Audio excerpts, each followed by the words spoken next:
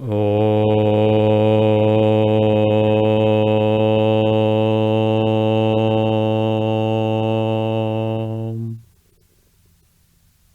Namaste.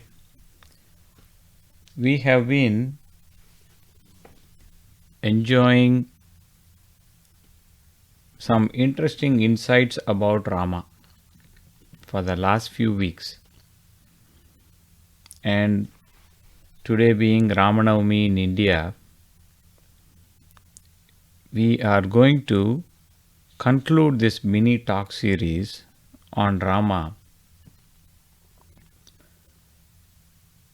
The last 3 weeks, we saw how the opponents of Rama, both male and female, looked at Rama and how their vision or understanding was completely colored and controlled by the guna, karma, vasana lens, which is exactly our story.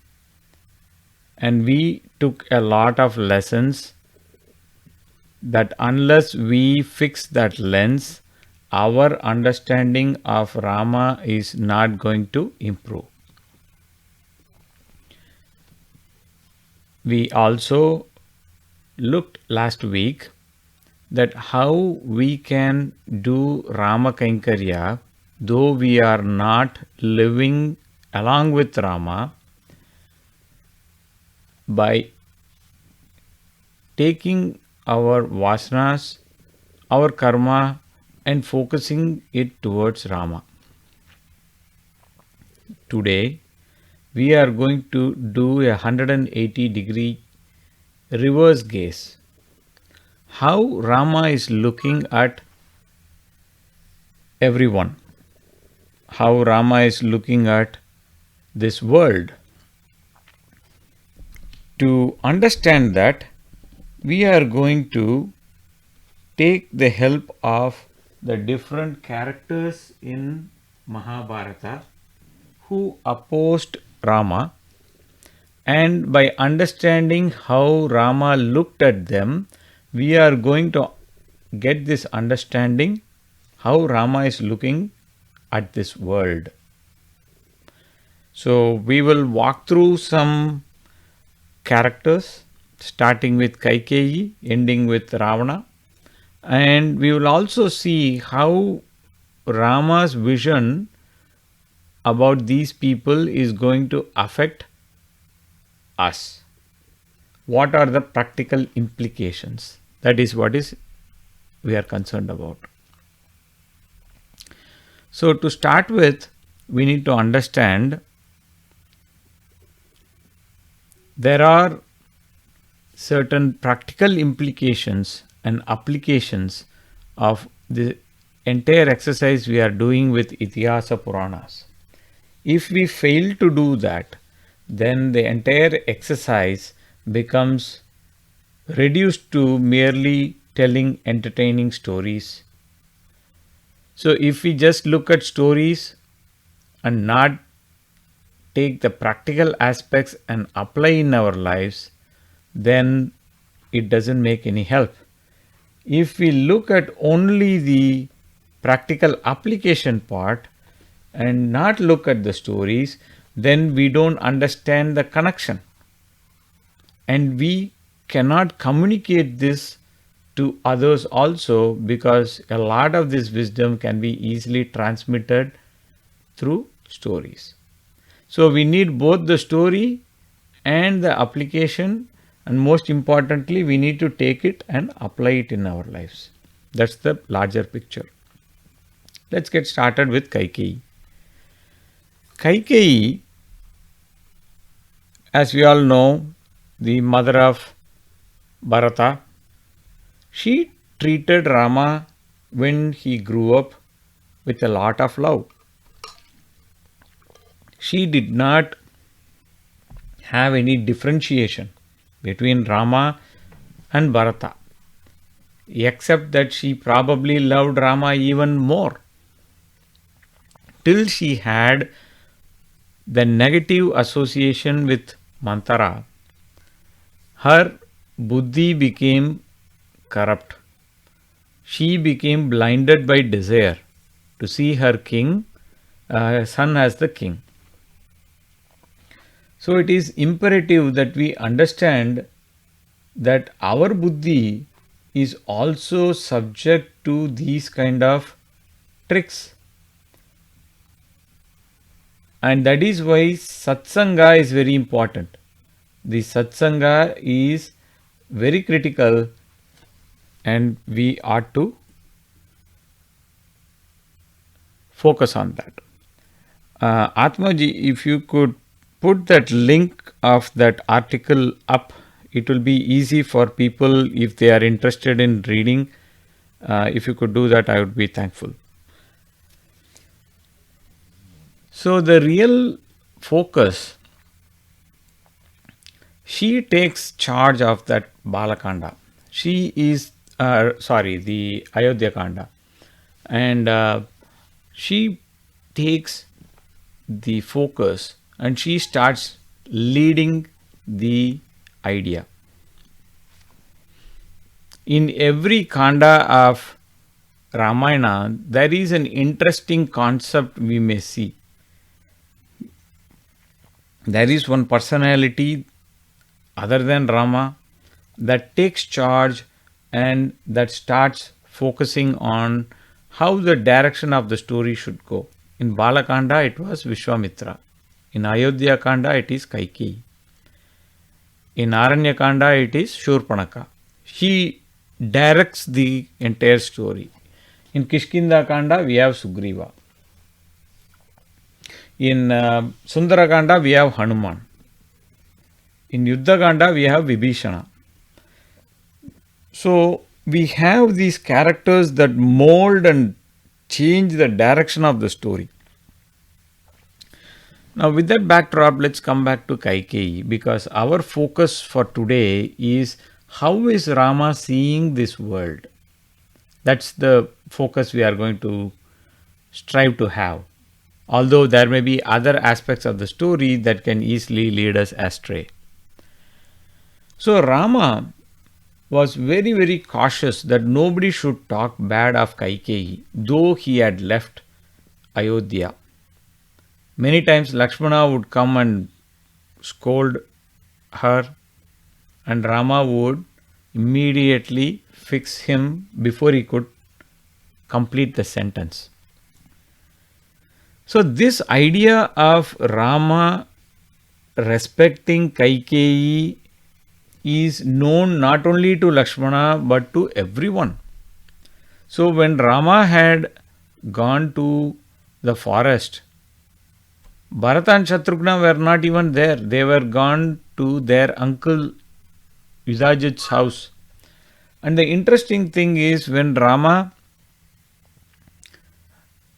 was not there, Bharata Shatrugna were not there, Dasharatha died. So when he came back, when these two came back, they figured out the mischief was all done by Mandira, and the mischief was executed by Kaikeyi. So Shatrugna caught hold of her and he wanted to punish her. So this lady started screaming endlessly and creating a ruckus. Because there was only one person in entire Ayodhya who was celebrating. That was Mandira. She was flaunting her jewels which she had gotten from Kaikeyi as a reward for suggesting this entire plan. So Shatrugna wants to kill, Bharata stops.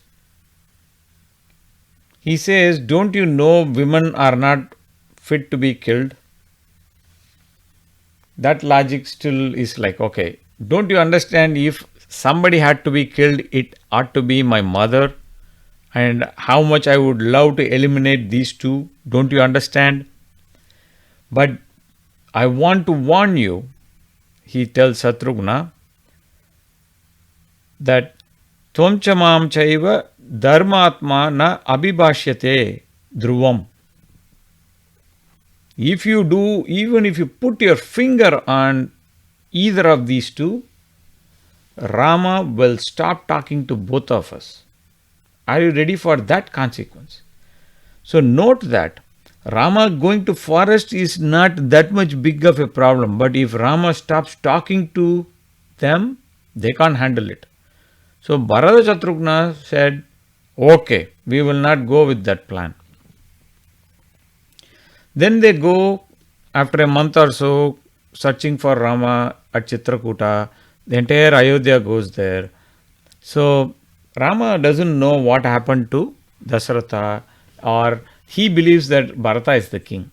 So the minute Bharata sees him, he could not hold his emotions. The minute he sees Rama, wherever he saw, how many yards away, he just falls like a stick. You leave a stick, what will happen? It will immediately fall. That's what we call as dandam, right? So immediately he falls down. And the interesting thing, what happens?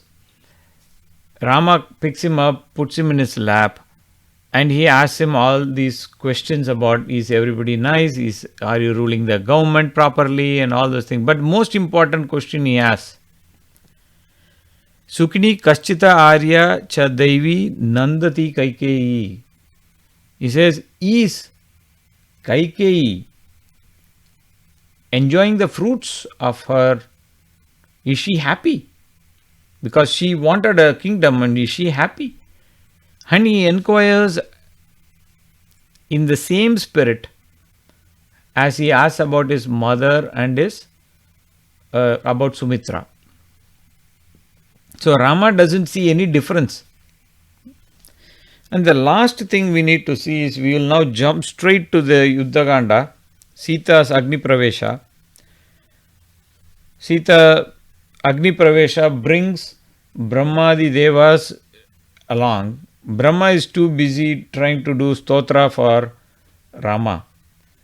But Shiva understood the message. This entire drama is being done not for, like most people think. Sita's Agni Pravesha was not done for proving Sita's chastity alone. That may be a side effect. The main reason why Rama did this drama was to bring Dasharatha along with the Devas.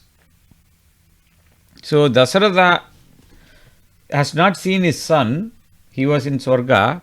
So he was so happy to see Rama, and he tells so many wonderful, nice things. You have finished this entire thing. You are free to go back to Ayodhya, become the king, all those things.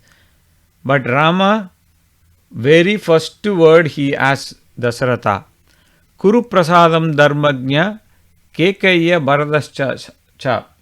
That means he says, please be gracious to Kaikeyi and Bharata. Very first words uttered by Rama. So now you understand why Sita's Agni Pravesha happened. We will talk about it in detail on a separate talk on Sita Agni Pravesha. But the point is, Rama's consistent attitude towards Kaikeyi was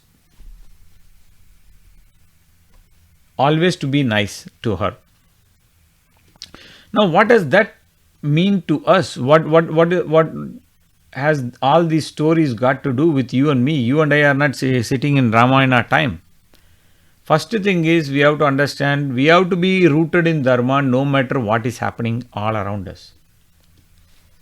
Rama did not bother whether Kaikeyi did something or not do something. He was deep rooted in Dharma. So, the message for you and me is, be rooted in Dharma. The second message we can take is, when somebody does something unkind, repay them back with kindness. Right? We have so many, like in Tamil, Tirukkural is there, we have so many other Subhashitanis are there in Samskrita, which basically highlight this aspect that you only do what is right, not what is a reaction of somebody else. So then they are controlling you. And forgiveness is not like just merely saying like, okay, I will overlook whatever the other person has done. Forgiveness is not only to be rooted in Dharma, but also to be rooted in Dharma, but to be channelizing that dharmic behavior through kindness. The next character we are going to see is Tataka. We already saw that separately, why Rama and Krishna's first kill was a woman. We looked at it in detail. But what is the focus? What is the logic here? We are not going to go into the same story we have heard. We are going to stick to our theme today. So, Rama was following Vishwamitra's logic. He agreed.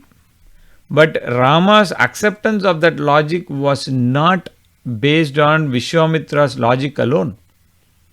Vishwamitra said, don't look at her as a female, look at her as her karma, what she is doing, and her karma is bad, and that karma, because of that bad karma, she is doing all those things. She is killing the cows, she is stopping the yagas, she is destroying the brahmanas, and she is destroying everyone, all life forms.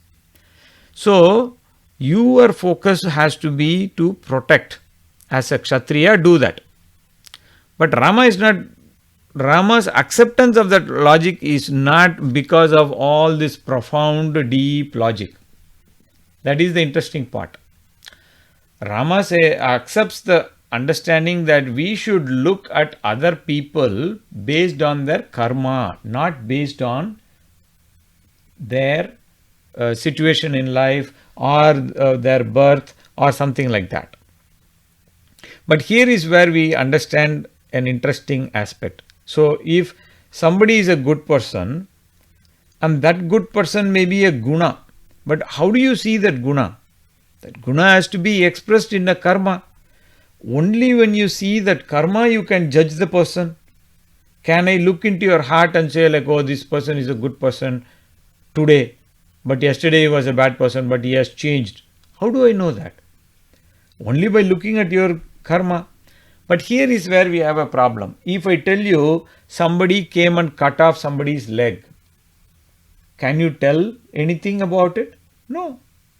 Because by looking at karma alone, we cannot understand. Because if I told somebody cut off somebody's leg, you are going to say that is not right. It's an injustice. But if I told this person had a very gangrene set leg and the doctor saved the patient's life by amputating his leg. Now the same thing looks so different in your eyes. So to judge another person's guna, we cannot. To judge another person's karma, we don't have all the facts. So how do we see? Dharma is the only backdrop which we can use to evaluate and understand all this. So it is imperative that we understand Dharma. But how do I understand Dharma? And that is where Rama sets the example here. He says Rama's logic in accepting Vishwamitra's guidance is, I follow my father's words. Pitruvakya Paripalana, right? And my father, when I left, he told, this is your guru, whatever your guru says, you follow. So, I will do whatever you say. If you say kill that lady, I will kill. If you say spare that lady, I will spare. Whatever you say, I will do because I follow my father's words. So, if you look at our own life, if you want to understand a subtler dharma, you should be following the dharma which you already understand. Otherwise, you and I will not be even qualified to even understand. If you want to understand Einsteinian physics, you should have a thorough understanding of Newtonian physics. And for understanding Newtonian physics, you need to have basic understanding of what are the different states of matter.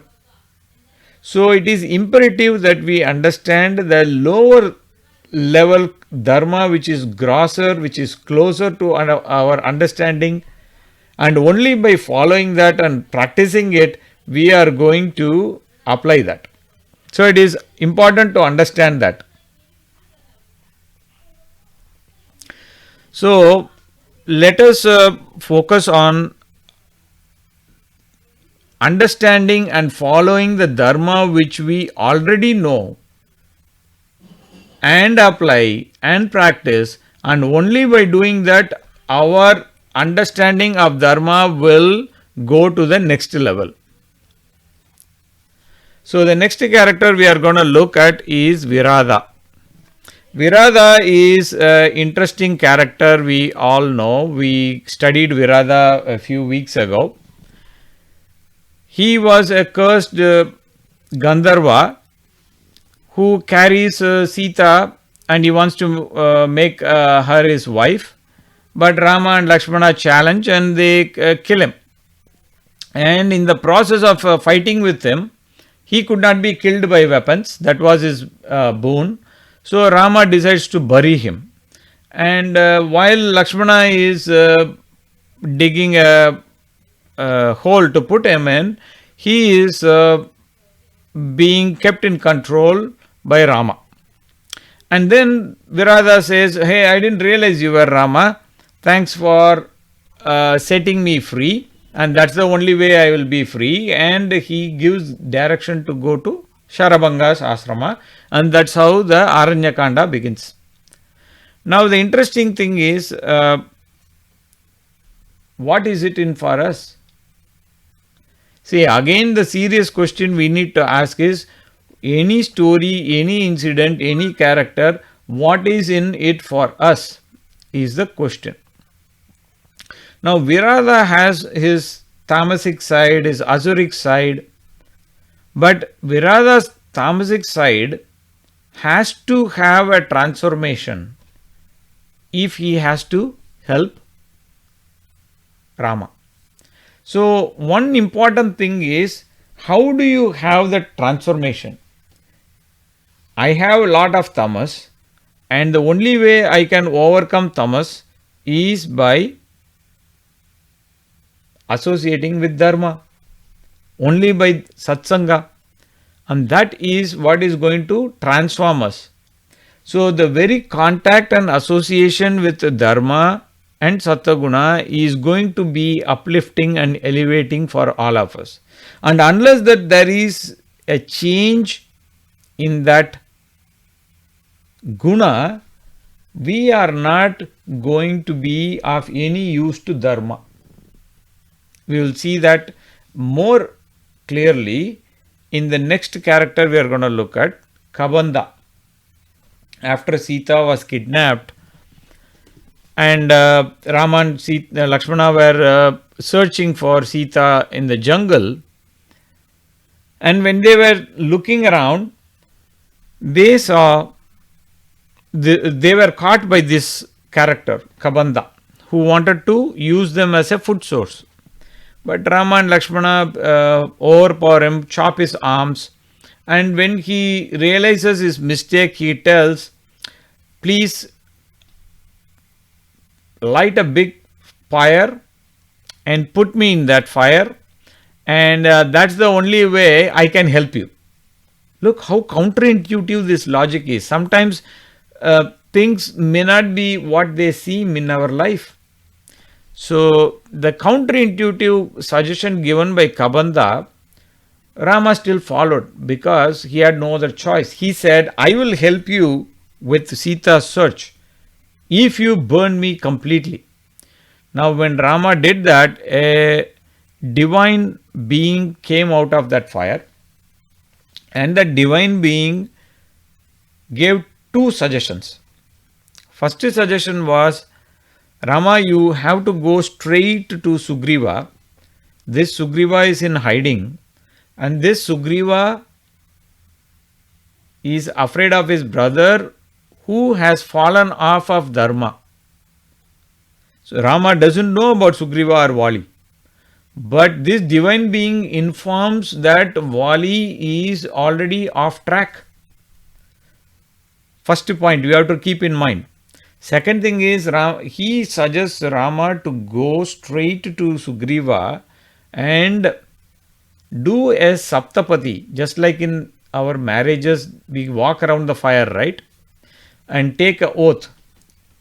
Most of us who are married may not even know, because we are automatically repeating that mantra only, what that Vadyar Swami is telling. What it implies is this ritual, that when you are walking around 7 steps with a person in the front of fire, or if you are walking with another Mahatma, like in the case of Satyavan Savitri, when she walked along with Yama because of her sadhana fire, right? She declared that Yama was her friend. So same way here, the divine being asked Rama to make Sugriva his friend. And then the second thing he says is, Sugriva is afraid, he is very difficult to find him. You can get the fine directions only by meeting Sabari. So first go to Sabari. This is how you go to Sabari. So that's what happened. So now what has Kabanda story got to do with you and me? First of all, we already saw that the divine being gave clear understanding of Sugriva's situation, Wali's adharmic stance, and it already gave what steps Rama has to do to get Sita.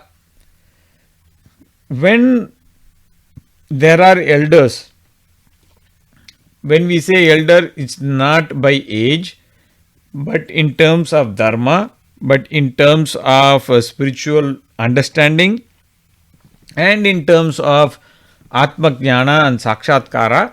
So when a person of that superior stature comes and says something, the wisest thing, the safest thing one should do is first to do it. And then you can understand and realize the logic in the process of doing it, or you can ask them after you have done. But we are in a society where we are like, I want clear explanation. And sometimes the explanation may not be that clearly available. That's exactly what is happening in case of Kabanda. Rama has to walk through those steps to figure out how to follow Dharma in that situation. So he already saw the situation, a miracle in front of his eyes. He saw that Kabanda Shapa Vimochana transformed him into a divine being. So he has already seen enough proof. So you don't need to be arguing. See, we don't argue with a lot of things, except when we want to act really smart and we want to argue with Shastras. For example, when you go in a plane, do you go and check the credentials of the pilot? Do you check, hey, will you be flying the plane like what happened in China? Will you fly it 90 degrees perpendicular straight to the ground? For whatever reason. Will you be checking, hey, is the fuel gauge full or not? You accept certain things. But when Shastra is telling you, or when elders are telling you, do this, that is the time we say like, no, my buddhi is so smart, I want logic. And the funny thing is, we are not even trained to understand that logic because we have not spent our time in following Dharma. And we saw that already, that unless we follow the simpler Dharma, to understand the subtler, complicated Dharma, it takes effort. But we don't do even the simpler Dharma, but we want all the understanding of complicated Dharma. And that is the problem. So what is the prescription? Rama was searching for solutions and Kabanda gave the prescription, do this, do that. So Rama just had to do it. So when the teacher is telling 2 plus 2 is 4, you don't argue, why do you call the word 4? Why can't you call 4 as 3?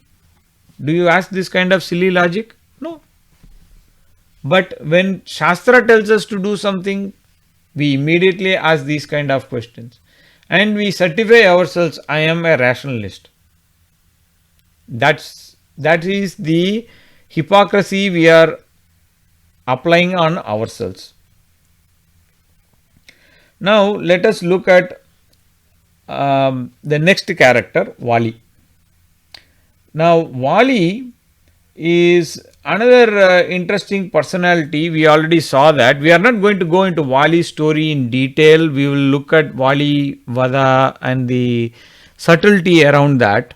But we will see them in a nutshell so that we don't get mentally distracted. Hey, I have that doubt about Wali,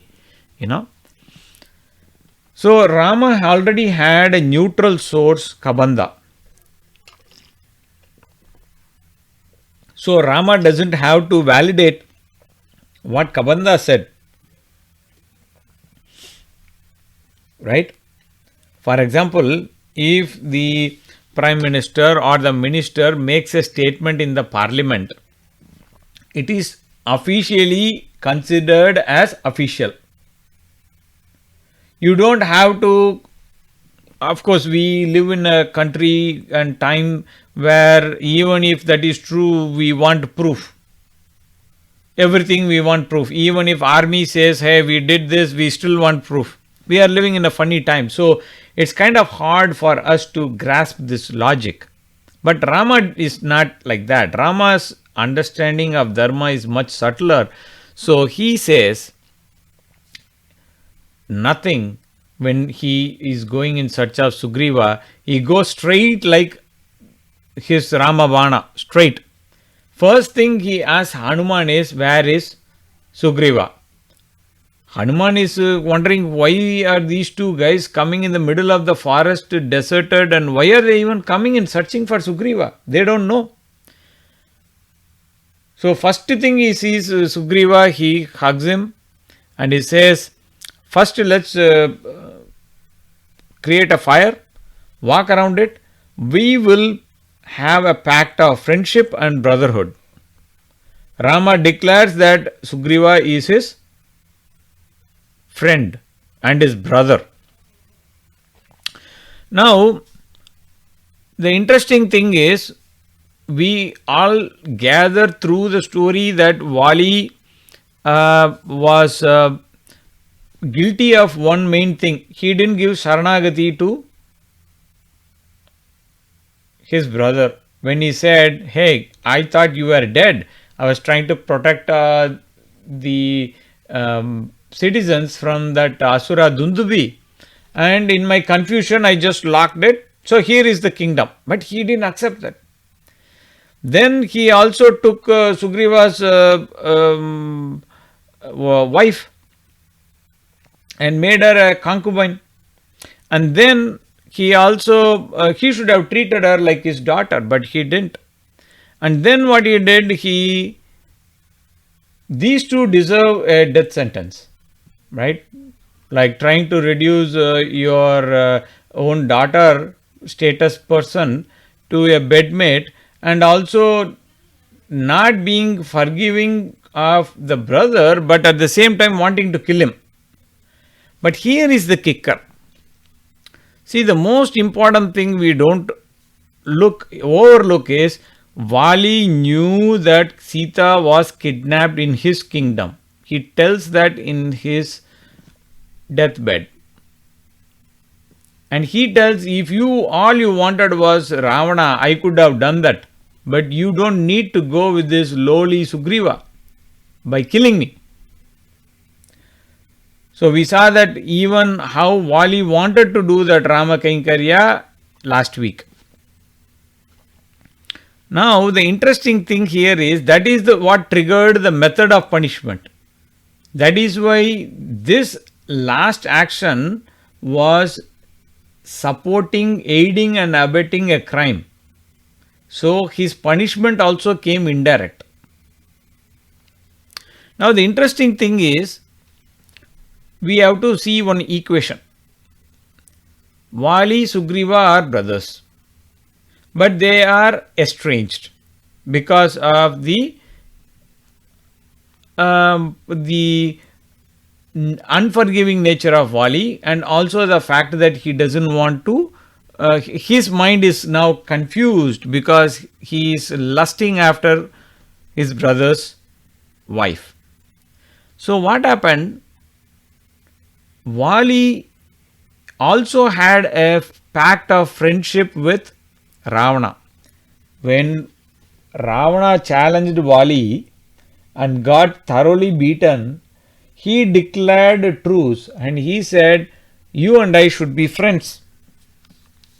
And Wali agreed to that. So we have an equation where Wali and Ravana are on the same page. And now Sugriva is on the other side, but he still has a bond with Wali. So here Bhagavan comes as a tiebreaker. What is Bhagavan's focus? Bhagavan's throughout the Ramayana or any avatara, that Paramatma, when he takes an avatara, their focus is only on Dharma. So Rama comes to the equation and he says, since Sugriva is having relatively between these two guys Dharma, and I will put my weight behind Dharma. And because of that, Rama not only has a pact of friendship, but he is also having a pact of brotherhood with. So look at it now. In that equation, Rama is as much as a friend and brother to Wali as much he is to Sugriva. And he is as much as a friend to Ravana as much as he is to Sugriva. We don't understand this, but Bhagavan doesn't look any different. That's what we need to keep this small equation in the back of our mind. So when Wali was blinded by his arrogance and he ignored the advice of Tara, he said, I will fight Sugriva and kill him. So when that fatal arrow was lodged in his chest, Rama deliberately uses a very slow acting arrow. And because of that, what happens? He basically is taking a lot of time, painful death, and he's using up all the time to accuse Rama of all the charges. And Rama patiently takes time to explain to him why he did what he did. And at the end of Rama's arguments, Wali says, Rama, you didn't do anything wrong. Na dosham ragave dadyo dharma adhigata nischaya. What he says is, not only you followed Dharma, Rama, I don't see any dosha in you. I don't see any faults. So basically, now he accepts all his illogical arguments he made was wrong. He asks for apology for even questioning Rama's logic. Now, what is the point? Rama is not only the enforcer of Dharma or Dandaniti, but he takes time to educate. Now, the most important thing is we see the same trend when Vibhishna wants to do Saranagati. Sugriva says, no. This fellow is wanting a Rajya. That's why he is trying to come this side. Rama looked at him. What did you do? Rama is on the verge of brainstorming how do we cross this entire army across to Lanka. But at that time when Vibhishna comes, Rama pushes aside all the problems, and his most important thing is to explain to Sugriva why he is doing what he is doing. He takes all the time and logic telling him stories of how to and why to accept. We will see that when we look at Vibhishna in a bit. So what has this situation of Wali got to do with us? See, small karma phala are reminders. I do a karma, that karma phala is a reminder from Bhagavan that hey, this is to validate whether you are not in dharma or whether you are in dharma. Every small karma phala is also reminding us, but unfortunately our mind doesn't understand. We think our karma phala is our free pass to do what we want. It is a method for getting our desired results. Karma phala is why we are doing certain karma. We have twisted the whole idea on its head. Whereas Bhagavan is trying to tell you, look, for this karma phala is there because that is part of dharma. So the other thing is, we have to have compassion, which Wali lacked when it came to Sugriva. For other people he did, but so why did Wali get off track? Wali and Sugriva were best of brothers. Because we already laid this argument. As much as we give importance to satsanga, we also should give equal importance to avoiding negative sangha, dussanga. Wali became friend with Ravana. What do you think will happen? The negative traits will start filtering into you. You may be very powerful, self-controlled or whatever. A person, if they are consistently going to the bar and just to be a friend for their friends, they are just going around. They don't drink. You do that for a few months. In a few months' time, guaranteed, you will start drinking. Why? That is the nature of association. Krishna says the says, right? Sangat sanjayate kama in Gita. By constantly thinking about and associating with that thing, what happens? You and I pick that negativity, and that is exactly what happened to Wali. He had a pact with Ravana, but instead of getting his good buddhi to Ravana, the negative buddhi of Ravana of enjoying somebody else's wife came to him. It's as simple as that. Then let's look at what is the other message of Rama. Why did he go to Sugriva? He could have directly gone, killed Wali, and he could have taken over the kingdom, and he could have done that too, right? Because Bhagavan is always on the side of taking his position along with Dharma. People who are potentially upholding Dharma, who are protecting it, who are helping it take roots, are people who are favorite of Bhagavan. And if we do that, we also will become favorite to Bhagavan. The next character we are going to look today is Maricha. We already saw that how we have the opportunity to transform with Rama Nama, but Maricha was the one who had a transformation due to Rama Bana. Right? We also saw that Rama let him go twice. So, in the Tamil Talk series, we already discussed that. In the English, we will be doing this shortly, the Practical Krishna series. So, there is this character who is the father-in-law of Kamsa, Jarasandha. Because Kamsa was killed, he was angry to avenge his daughters Siddhi and Buddhi's, Asti and Prapti's widowhood.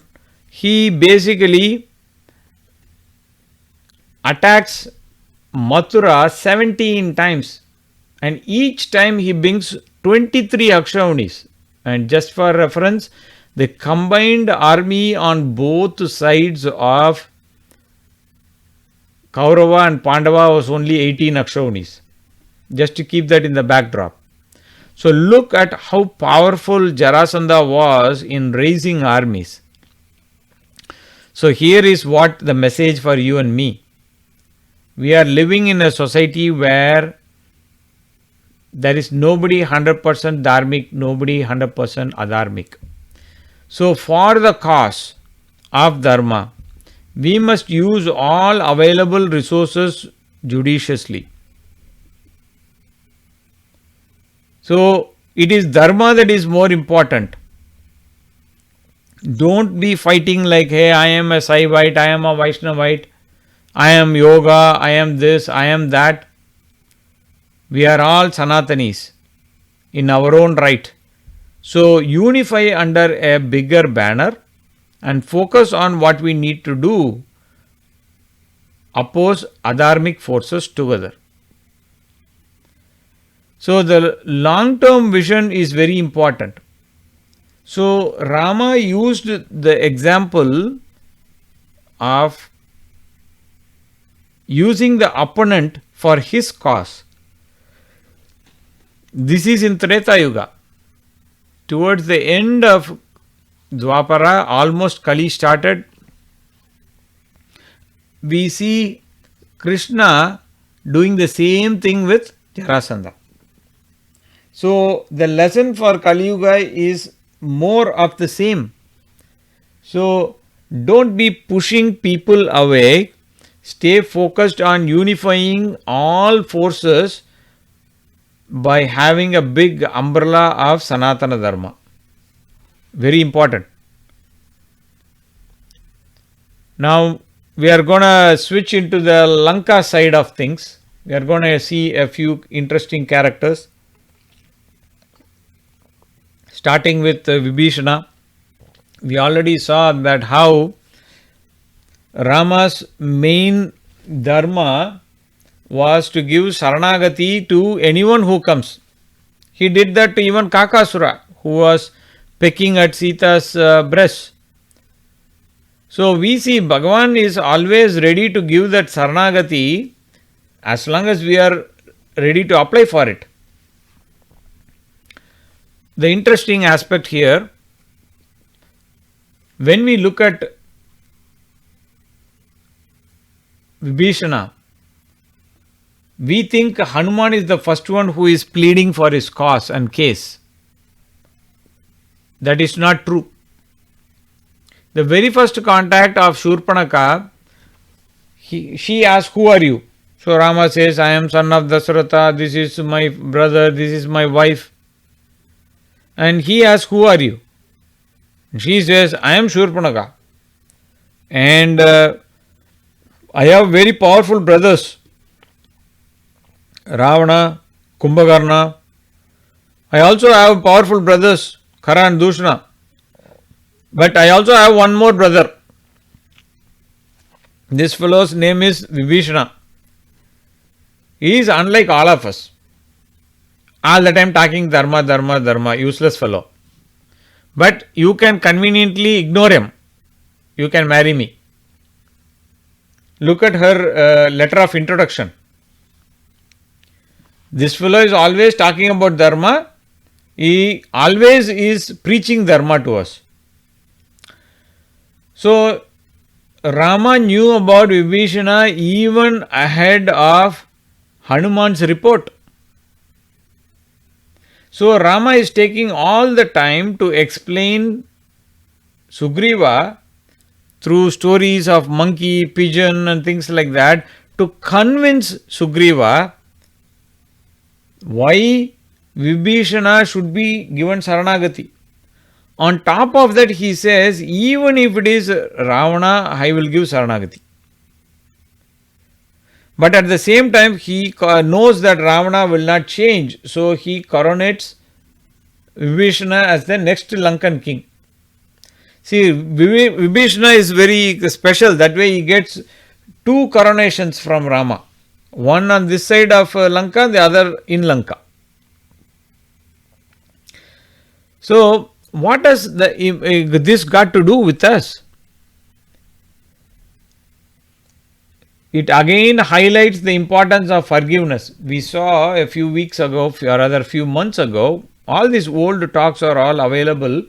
Atmaji, I think you have not found that link. Let me see if I can find that. I thought you have posted it. 1 second, let me post that before I proceed. So, yes, Sajid, thank you.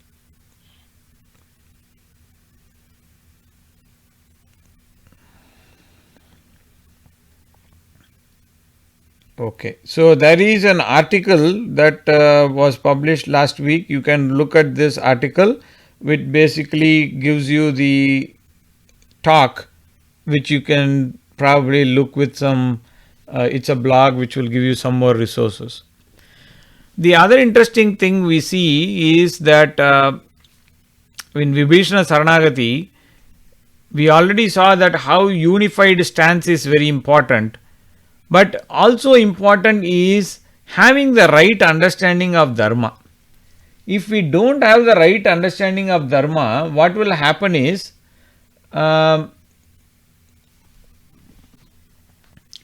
we will not be working together. So Rama is taking all the time to explain why certain things have to be done. See, if a superior person is going to come and tell, hey, this is what you need to do, we just have to follow that. We already saw that in the example of how Rama obeyed Vishwamitra. But if you flip that role, if you are in a position that you are giving the advice or suggestion to somebody else, then you should make it amply clear to that person that they should not have any doubt or confusion. It is the responsibility of that person. So in this case, when Rama wanted Sugriva to be on his side, he takes all the time to explain to him. So incorrect or a partial understanding of Dharma will lead to disastrous consequence.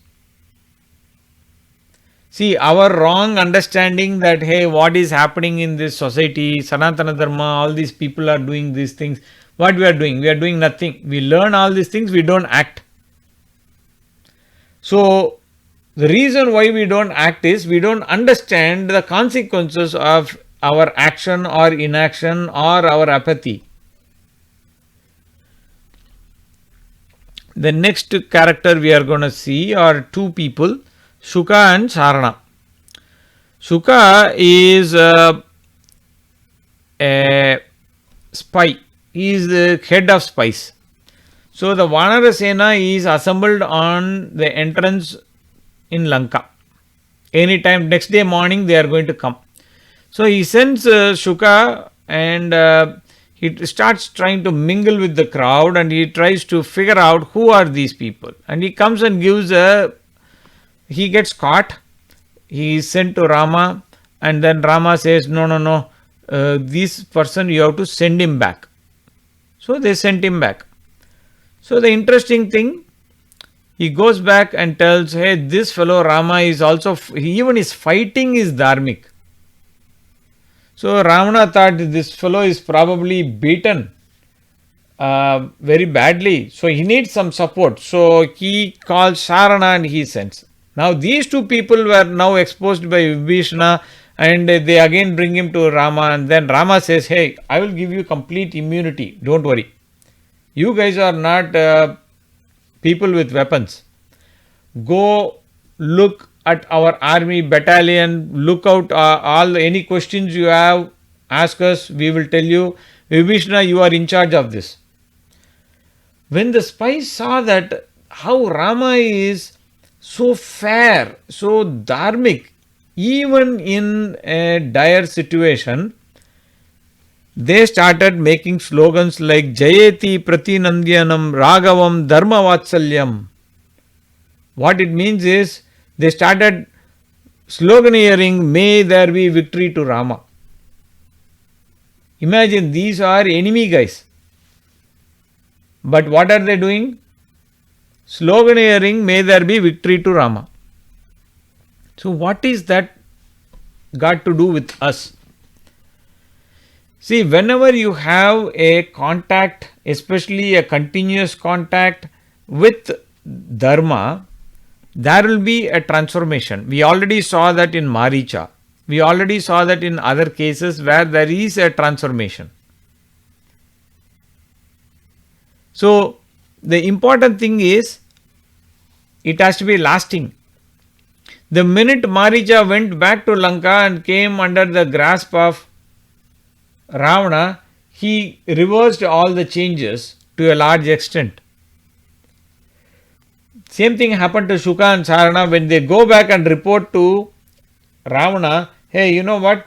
We need to return Sita. Ravana thunders like, are you guys mad? I'm going to kill you guys. So what happens is, if we are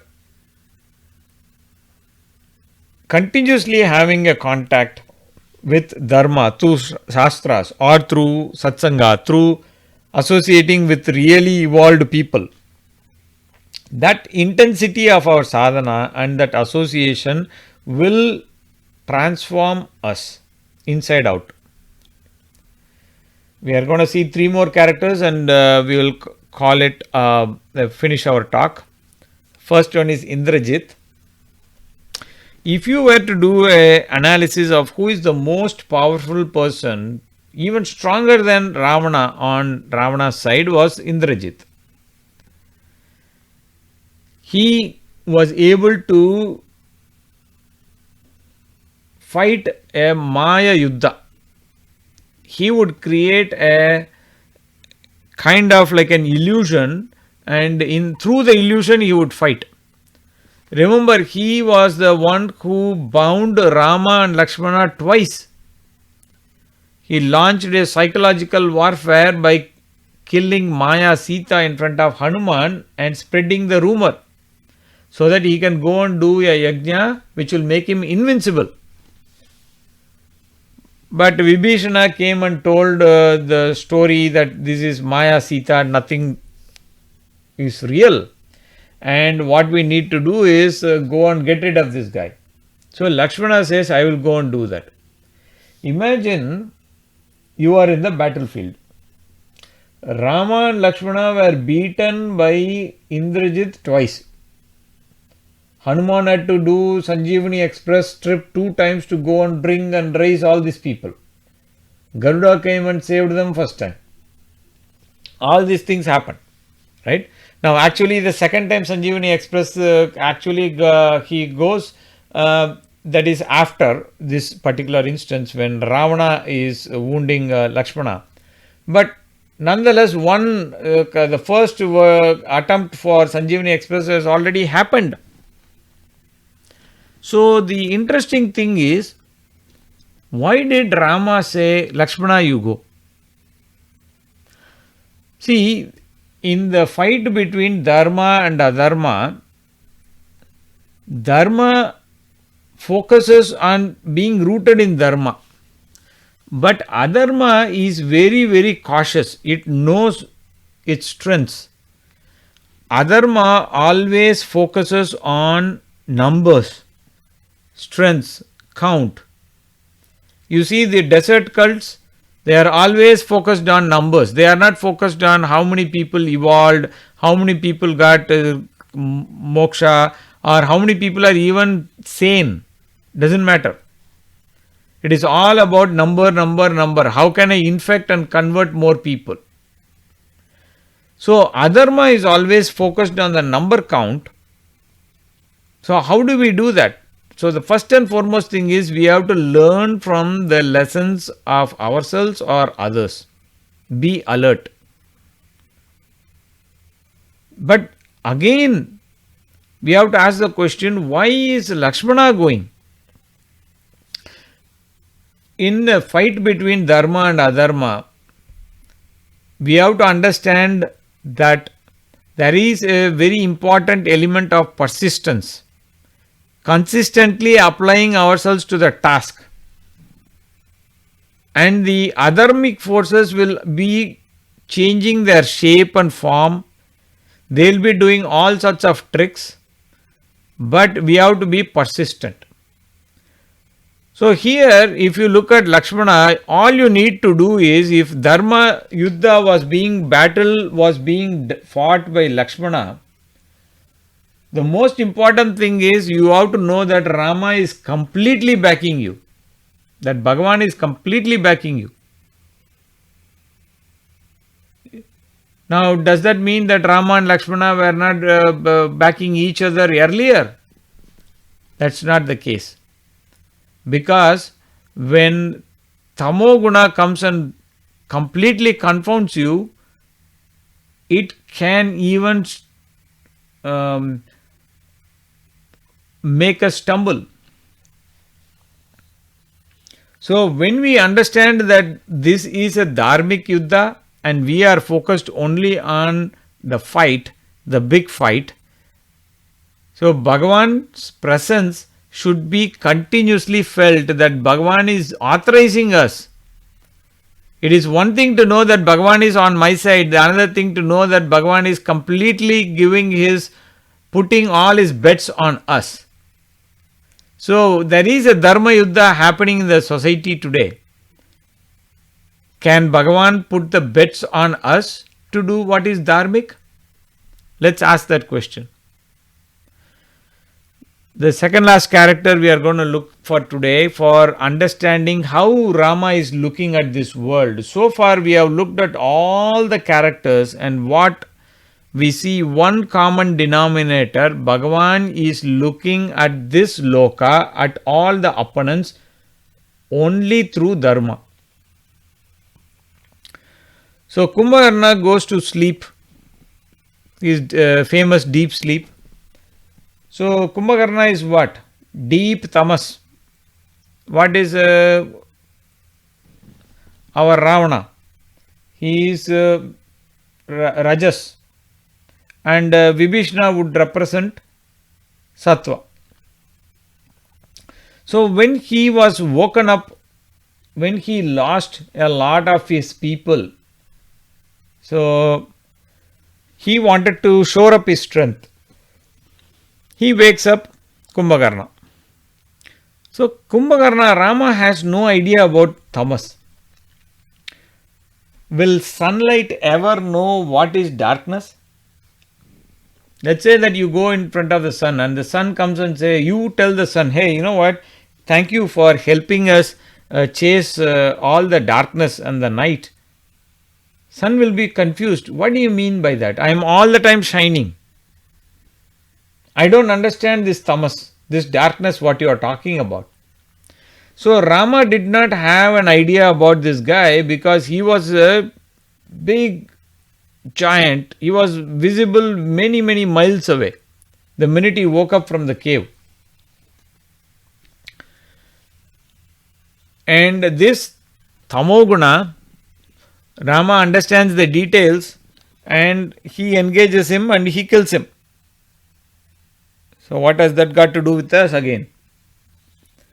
It is very important to understand tamasic forces are not straightforward. It's not easy to understand. I gave an example in the morning in Tamil. Let's say that there is a T20 match going on. The first team only scored 5 runs. You have 20 overs to score 5 runs. You have already scored 3 runs. All you have to do is hit a 2 or a 4 or at least 1 a couple of times, you will win. But when tamas enters this kind of equation, what happens is you don't know that the next 6 balls, there will be 6 wickets. It can completely change the playing field. So I will give you an example. 2000 years these desert cults have been spreading, infecting their negativity around the world, uprooting civilization. We didn't learn from that lesson. In the last 30-40 years, see how much amount of conversion is happening all around you. How much arrogance and violence is happening. So, that is what tamas does to us. It is happening right in front of you, a train wreck happening in slow motion right in front of you, but you still can't realize because our mind is stunned by that tamas.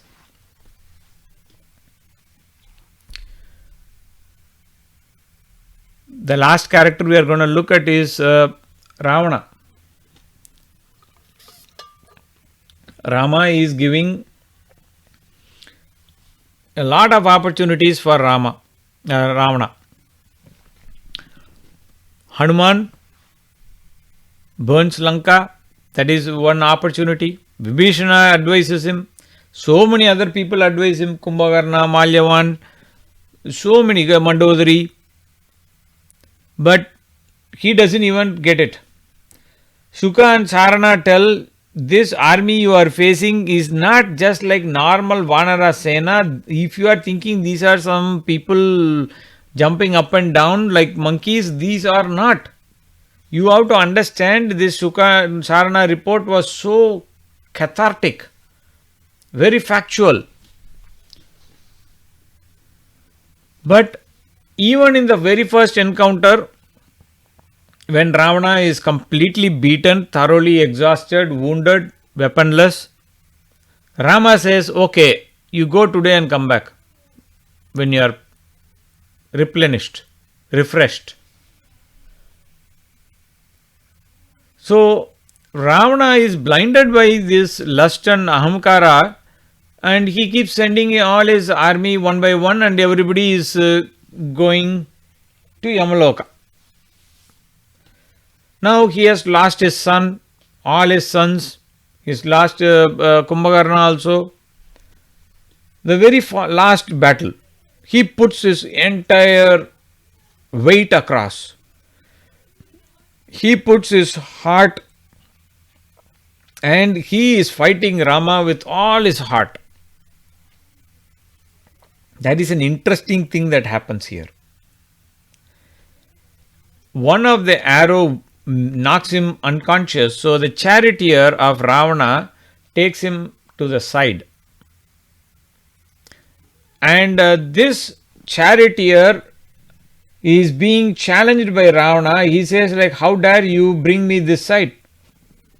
So he says, I have not been bribed or anything like that. I am trying to protect you. I want your prosperity. So Ravana is so pleased. So he gives a necklace to that guy. Take it. So the way we normally recharge is no different than how Ravana recharges. But we need to change that. While this was happening, Rama also sets an example for mankind how to recharge. During that break, Agastya Maharishi comes and teaches Aditya Hridayam.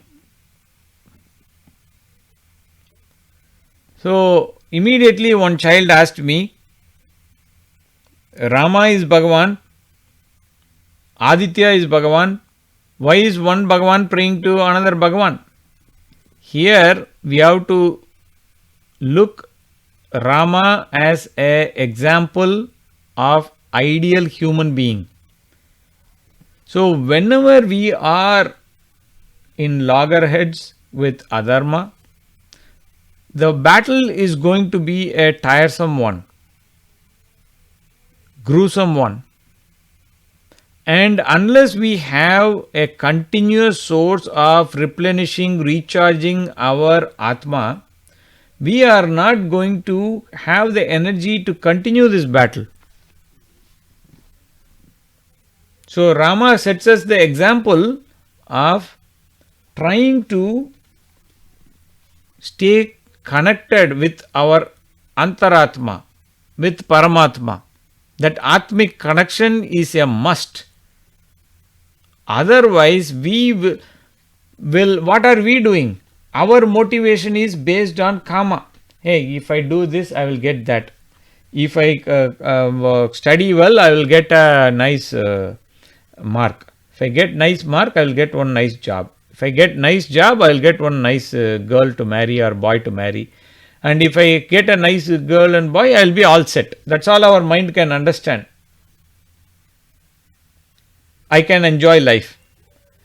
So, instead of using Ravana's methodology, which we are following to recharge based on desire and motivate ourselves, we should motivate ourselves by making a Atmic connection through Satsanga. Strengthen our Dharma.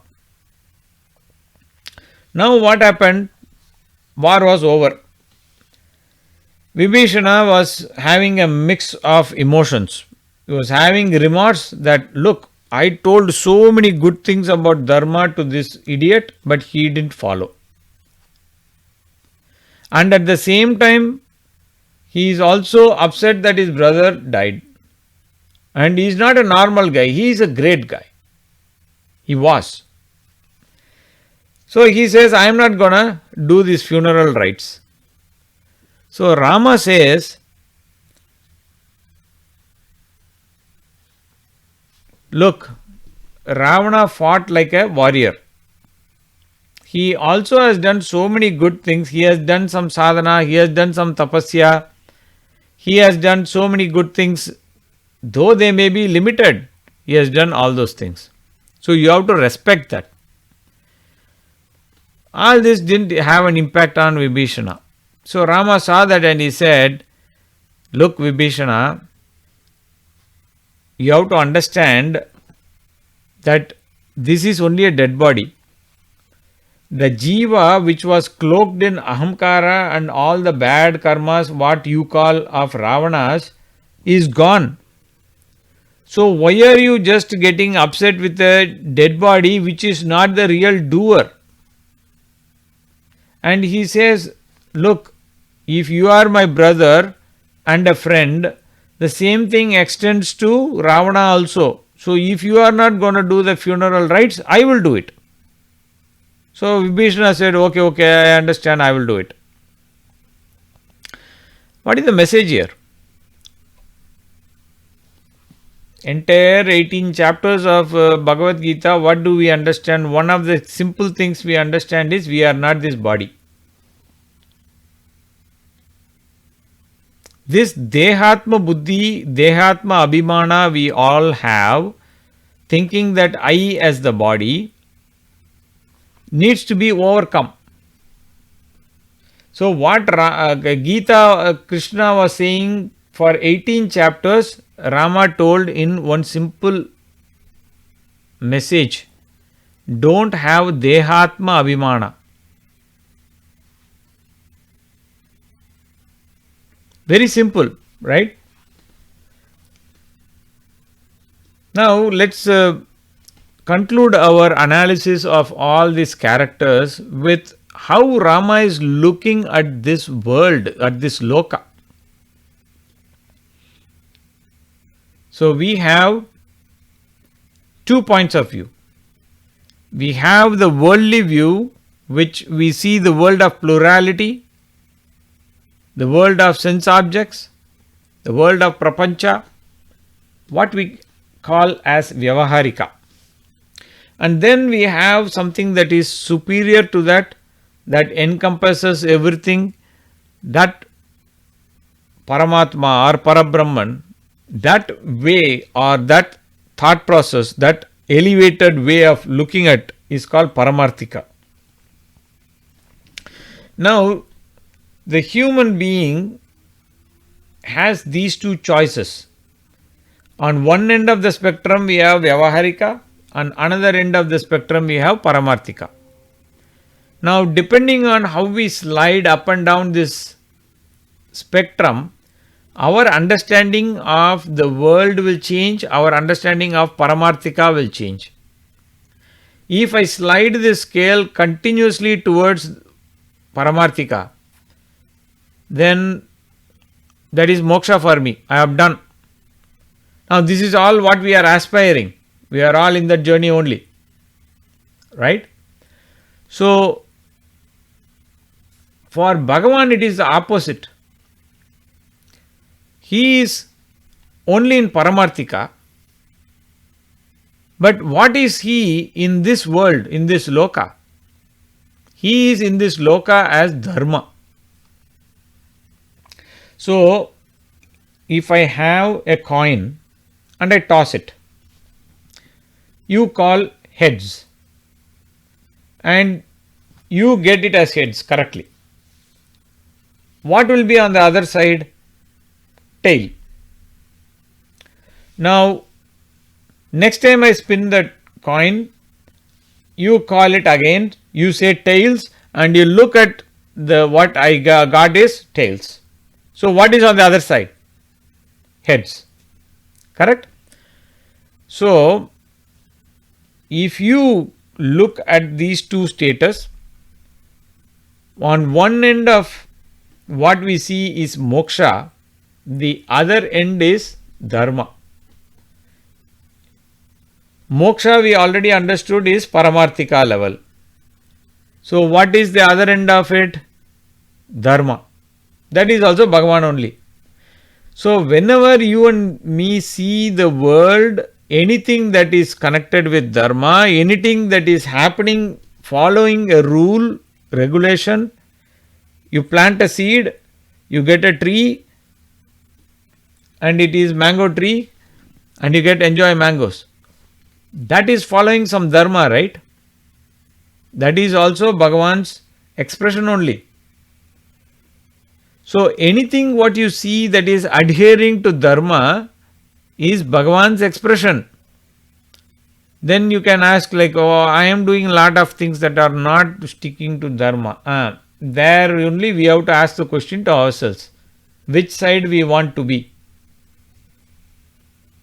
We may be doing adharma, but what happens is that adharma comes back to us as karma phala. So we still see that as an expression of Bhagavan only. So how do we prove this? Is there any pramana in the Shastras?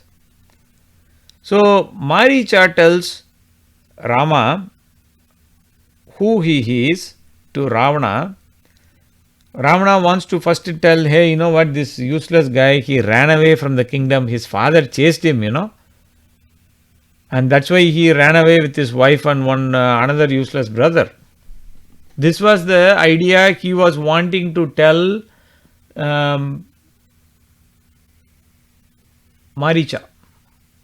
And he was also saying like that poor girl Sita, I will rescue and make her my wife.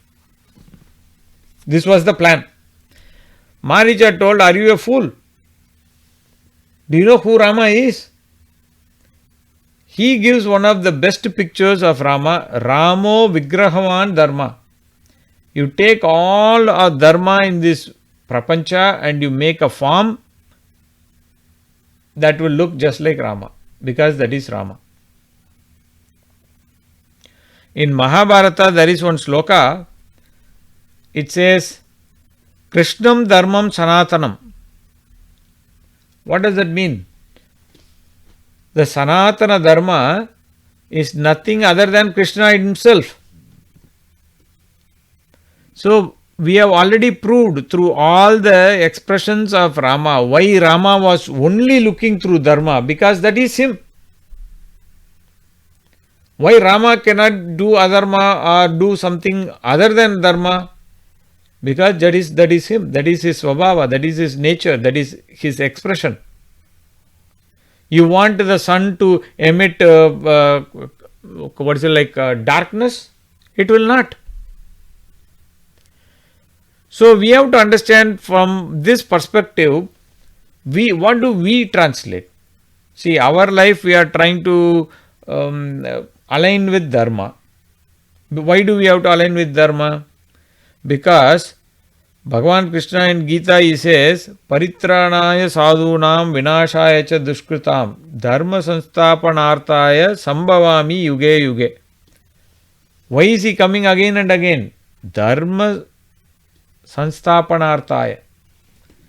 To establish dharma is coming. So, Bhagavan is making all the efforts to come here. Why? Because of establishing dharma. So, if you and me align ourselves to dharma, what is Bhagavan going to do? He's going to be happy and he's going to count you on the side of sadhu, which is exactly why we want to be counted in that column, right? So, we have to understand, even if you look at the purusharthas, what we call as dharma, artha, kama, moksha, the very first concept is dharma. Because nothing is more essential. If you ask what is Sanatana Dharma's most important concept, more than karma theory, it is dharma. Because without the understanding of dharma, you won't even understand karma. It's only a subset, right? So we have to understand that Bhagavan exudes his presence in this loka as dharma. And that is what we proved by understanding and studying all the characters of Ramayana who opposed to Rama. We did this. So dharma directly leads us to moksha. So how do we increase this dharma? By constantly associating with satsanga, by studying shastras, by applying whatever little we know. And this positive spiral, because I apply whatever I know, I have the understanding that there is something more than what I understand. And now I try to understand that by associating more and then applying that. Again, I go to the next step. In this way, we go in this positive upward spiral, and that is called as our spiritual journey. And I bow to Rama to help all of us to have a strong grasp of this subtle understanding of dharma. May we understand that dharma is Bhagavan and Bhagavan is dharma. And it is our responsibility to not only align ourselves to dharma, to not only uphold dharma, not only protect dharma, but also to propagate dharma. Not in terms of desert religion kind of propagation through deception or through some other means. We can propagate dharma by raising our quality of life from a very materialistic mindset to a dharmic way, by converting all our karmas to match that of dharma. With those words, let's conclude today's talk on how Rama is seeing this loka and how Rama looked at all the opponents through dharma, through the eyes of dharma. Jai Shri Ram, and wish you all a wonderful, happy Ramanavami. Take your time to think about the lotus feet of Bhagavan Rama. May his grace always be upon us, so that we can always be under his protection by following dharma. Jai Shri Ram.